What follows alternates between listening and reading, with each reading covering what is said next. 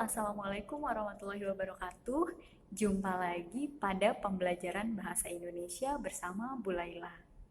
Apa sih yang akan kita pelajari pada pertemuan kali ini? Simak baik-baik videonya.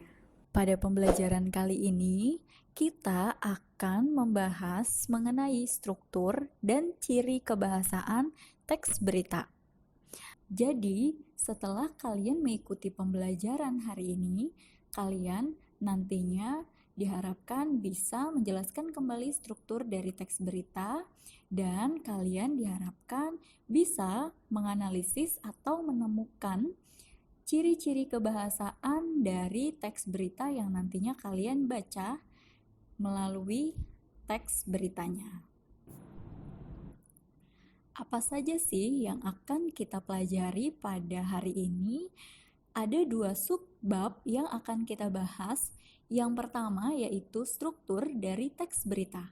Dan yang kedua, ciri kebahasaan dari teks berita. Nah, kira-kira struktur teks berita itu apa saja ya? Apa kalian sudah tahu? Dan ciri-ciri kebahasaan itu apa saja ya?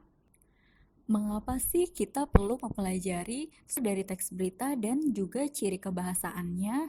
Nah, tentu saja di zaman yang modern ini tentu sumber informasi itu banyak. Dari yang awalnya kita bisa melihat berita itu atau membaca berita itu hanya melalui koran, majalah. Nah, sekarang bisa melalui sosial media. Nah, jadi bisa kita ambil kesimpulan, kita bisa simpulkan kenapa sih kita perlu mempelajari hal tersebut. Ini ada 2 kira-kira alasannya. Yang pertama, bisa kalian jadikan bahan untuk membuat konten di media sosial. Tentu Ibu yakin kalian itu pasti punya yang namanya Instagram.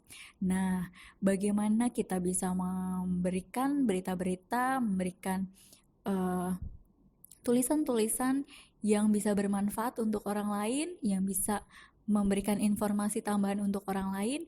Nah, nanti setelah kalian mempelajari ciri kebahasaan dari teks berita, kalian bisa aplikasikan, bisa kalian gunakan sebagai bahan untuk membuat konten nih di media sosial kalian. Nah, jangka panjangnya untuk yang kedua, kenapa kita perlu mempelajari ciri kebahasaan dan struktur dari teks berita? Ini harapan jangka panjangnya supaya apabila kalian nanti ingin menjadi seorang jurnalis atau menjadi wartawan, kalian memiliki bekal untuk menuliskan berita dengan bahasa dan struktur yang tepat. Supaya tidak berlama-lama, yuk langsung saja kita mulai untuk mempelajari struktur dan juga ciri kebahasaan dari teks berita. Tetap fokus ya. Baiklah, kita sudah mulai masuk ke materi yang pertama, yaitu struktur dari teks berita. Jika kalian perhatikan di sini ada 3 struktur teks berita. Yang pertama ada kepala berita. Kepala berita di situ maksudnya pada bagian kepala berita itu sudah berisi rangkumannya dari berita secara keseluruhan. Gitu. Nah, untuk yang kedua strukturnya yaitu tubuh berita atau detail penting. Maksudnya bagaimana nih detail penting? Jadi pada bagian tubuh berita ini isinya adalah penjelasan lebih lanjut lagi. Kalau pada bagian kepala berita hanya berisi rangkumannya saja atau ringkasannya saja, nah pada bagian berikutnya, pada bagian tubuh berita, di sini dijelaskan lebih lanjut dari unsur 5W plus 1 hanya atau unsur adik. Jika di bagian kepala berita hanya dijelaskan sepintas, maka penjelasan detailnya itu terdapat pada bagian tubuh berita. Nah, sekarang yang ketiga terakhir yaitu ekor berita. Ekor berita ini isinya apa? Isinya adalah info tambahan. Kalau kita lihat, ini ada gambar bagannya yaitu gambar segitiga tetapi segitiganya terbalik. Kenapa mengerucut seperti ini? Karena bisa kita lihat bagian kepala berita itu cakupannya lebih luas. Ya, kemudian bagian tubuh berita diperkecil lagi. Nah, pada bagian tubuh berita dan ekor berita di situ ada jeda sedikit. Maksud jeda di situ adalah dari bagian tubuh berita ke bagian ekor berita itu hanya sebagai info tambahan. Contohnya begini. Misalnya kamu baca berita, kemudian pada paragraf pertama itu adalah informasi penting, berarti itu adalah kepala beritanya. Nah, kemudian di bagian berikutnya kalian membaca berita, kemudian itu penjelasan lebih lengkap lagi dari unsur adik simbanya. Nah, itu berarti termasuk detail pentingnya. Kemudian kalian membaca lagi, masih berita yang sama ya. Kalian membaca lagi, kemudian kalian menemukan ada informasi yang hanya sifatnya melengkapi informasi-informasi sebelumnya. Apabila tulisan tersebut tidak ada, maka tidak mengubah isi dari berita tersebut. Nah, informasi tambahan itu merupakan bagian dari ekor berita. Ini adalah contohnya.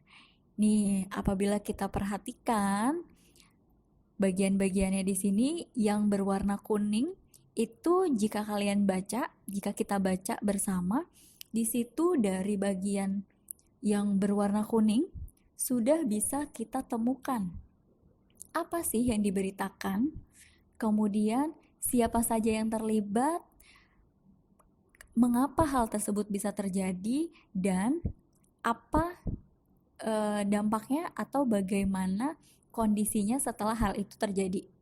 Pada bagian kuning sudah bisa kita ambil tuh, sudah bisa kita ketahui tuh, walaupun kita hanya baca bagian yang berwarna kuning saja.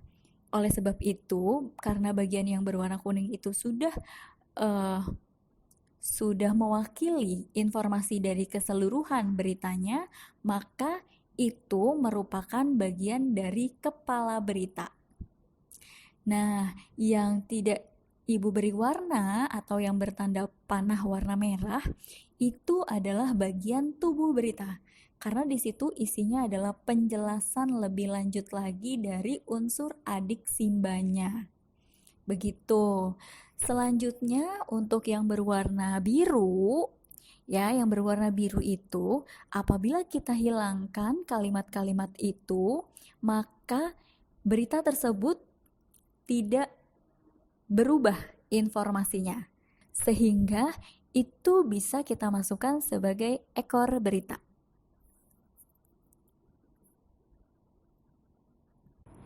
Baik, sampai sini mudah-mudahan sudah lebih paham ya yang berkaitan dengan struktur teks berita. Ibu akan lanjut. Nah, sekarang kita masuk ke kaidah-kaidah kebahasaannya. Ada beberapa ciri atau kaidah kebahasaan yang digunakan dalam teks.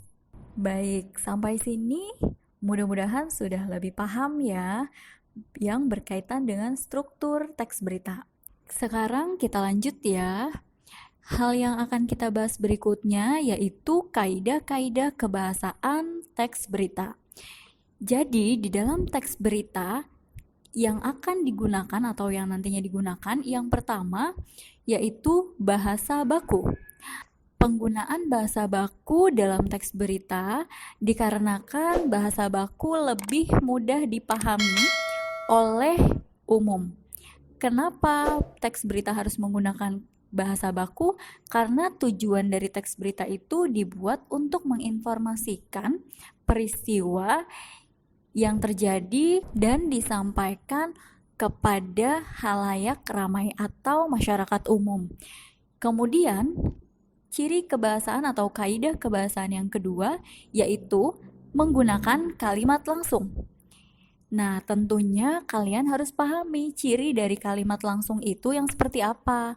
Nah, kalimat langsung itu adalah kalimat yang ditandai oleh dua tanda petik dan disertai keterangan penyertanya.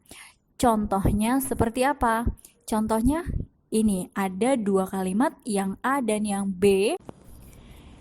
Jadi yang ada di dalam tanda petik itu atau kalimat yang memiliki tanda petik itu adalah namanya kutipan. Kemudian untuk yang kata-kata paparnya atau yang di luar dari tanda kutip ini itu adalah keterangan penyerta. Keterangan penyerta maksudnya adalah kalimat yang dikutip itu adalah ucapan dari orang tersebut. Mudah-mudahan bisa paham. Kita lanjut ciri atau kaidah kebahasaan yang ketiga. Ya, ciri kebahasaan atau kaidah kebahasaan yang ketiga yaitu menggunakan konjungsi bahwa. Penggunaan konjungsi bahwa berfungsi untuk pengubahan bentuk kalimat langsung menjadi kalimat tidak langsung. Selanjutnya, kaidah kebahasaan yang keempat yaitu penggunaan kata kerja. Nah, ini kata kerja yang digunakan contohnya adalah membayangkan, memikirkan, berasumsi. Ini merupakan contoh dari kata kerja mental. Gitu. Nah, selanjutnya yang kelima, penggunaan keterangan waktu dan tempat. Keterangan waktu contohnya sekitar pukul 12.45 WIB. Nah, itu adalah keterangan waktu. Dan tempatnya ada nama tempatnya yang dituliskan di situ. Kemudian yang keenam yaitu penggunaan konjungsi temporal. Konjungsi temporal yaitu konjungsi yang berhubungan dengan keterangan waktu. Contohnya sejak, setelah, kemudian awalnya, kemudian, serta akhirnya. Nah, itu tadi adalah kaidah-kaidah kebahasaan. Jadi untuk struktur dari teks berita ada 3, apa saja? Ayo, mudah-mudahan masih ingat ya. 3 struktur dari teks berita. Kemudian juga sudah kita pelajari kaidah-kaidah kebahasaan ada 6. Oke, setelah kalian sudah memahami materi pembelajarannya, sekarang yuk kita buka lagi Google Classroom-nya, kemudian lihat atau buka lembar kerja siswanya. Di situ ada latihan yang Ibu berikan supaya kalian bisa lebih memahami dan langsung mengaplikasikan nih. Setelah tadi kalian sudah tahu strukturnya apa saja, bagaimana menentukannya, kemudian kaidah-kaidah kebahasaannya apa saja yang digunakan, contoh-contohnya apa saja. Sekarang yuk kita aplikasikan dengan kalian mengerjakan lembar kerjanya.